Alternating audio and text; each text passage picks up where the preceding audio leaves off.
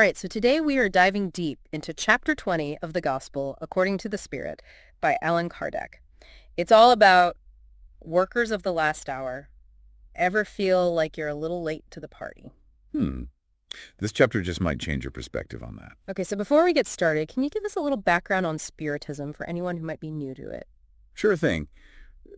Basically, Spiritism is this philosophy that says we're all immortal spirits and we're just having a human experience. Yeah, okay, I've heard that. Reincarnation is key here. Yeah. It's all about learning and evolving over multiple lifetimes. And of course, communicating with spirits is a big part of it too. So it's not just about being late in this life, but potentially across multiple lifetimes too. Exactly. Okay, so we have this idea of workers of the last hour. What does that even mean? Well, the chapter starts with a parable from the Gospel of Matthew about workers in a vineyard hired at different times of the day. Okay, I think I've heard that one before. But here's the catch. They all get paid the same amount at the end. Huh. That doesn't seem very fair. I mean, what about the people who worked all day in the hot sun? Right. And that's exactly the point. It's not really about literal labor. It's a metaphor. Oh, I see. Kardec says it's about God's grace. It's not about earning enlightenment. It's about embracing it.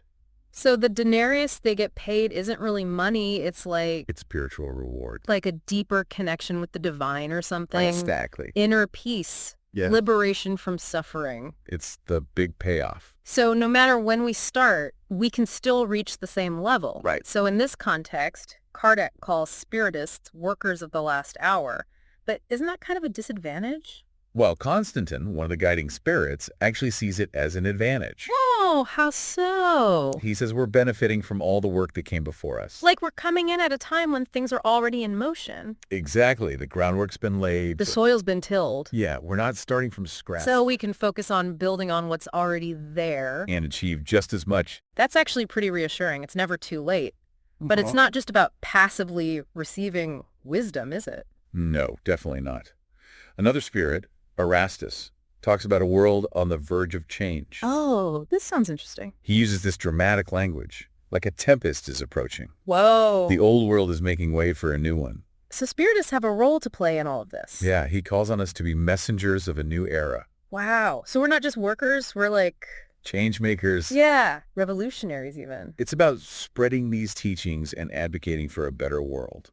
Okay, that sounds like a pretty tall order. So how do we actually do that? Well, that's where the spirit of truth comes in. Okay. He talks about a spiritual harvest that's happening. So we're not just observers, we're active participants. Exactly. But what are we harvesting exactly? Truth, kindness, justice.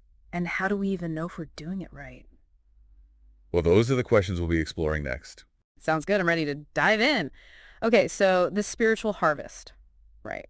It sounds great in theory, but how do we actually, contribute? Do I need to, quit my job and become a spiritist missionary or something?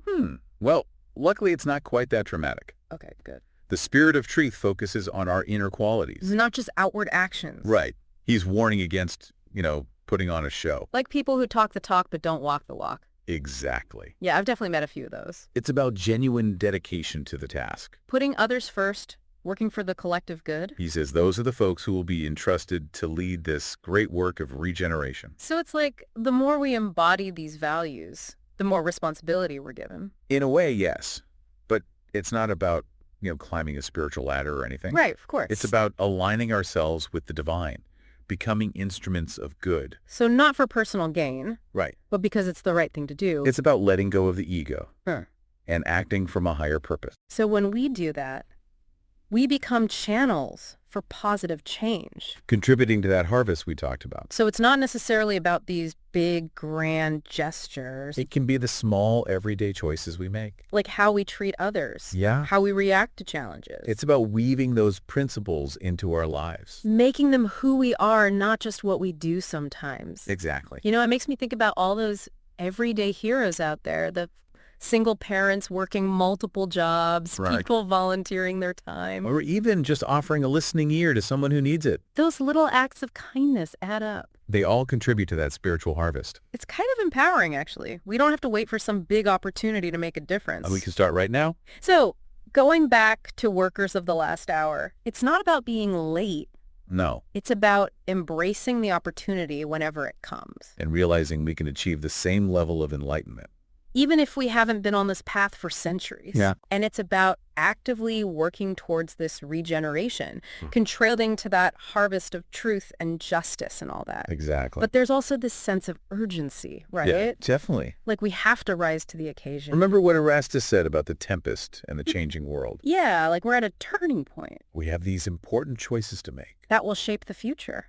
And being a worker of the last hour means recognizing that. We're living in a really unique time. And we each have something to offer. It's about stepping up Even if we don't feel totally ready and facing these challenges with courage and compassion. to create a better world. So how do we actually do that? Like, how do we put these ideas into practice? Well, that's where we're headed next. Okay, I'm ready. Okay, so we've talked a lot about the spiritual meaning of this whole worker of the last hour thing.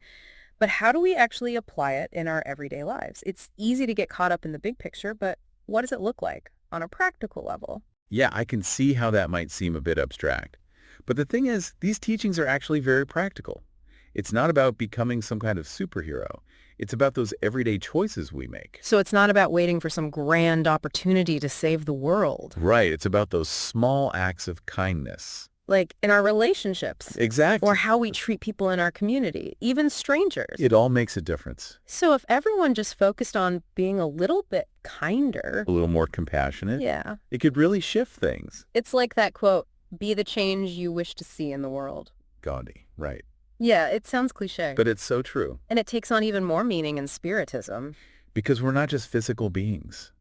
We're spirits on a journey. So every choice we make matters. It affects our own growth and the world around us. It's like we're all weaving this big tapestry together. I love that analogy. Each little act of kindness and each moment of courage. They're all threads in that tapestry. And even if we don't see the results right away. It doesn't mean they're not important. Right. We have to trust the process, It's about playing our part. even if it's just a small one. And remembering that it's never too late to start. Exactly. Even if we've made mistakes in the past, we can still choose to be workers of the last hour. we can still contribute to making the world a better place. You know, this whole conversation has really been inspiring. I'm glad to hear that. I feel like I have a renewed sense of purpose, It's not about being perfect. right? It's about showing up with an open heart and a willingness to learn and grow, And to just keep trying to do our best. to make the world a little brighter. Yeah, one step at a time. But remember, you're not alone in this, There are so many others out there. working towards the same goal. So thank you for joining us on this deep dive. It's been a pleasure. And remember, it's never too late to become a worker of the last hour.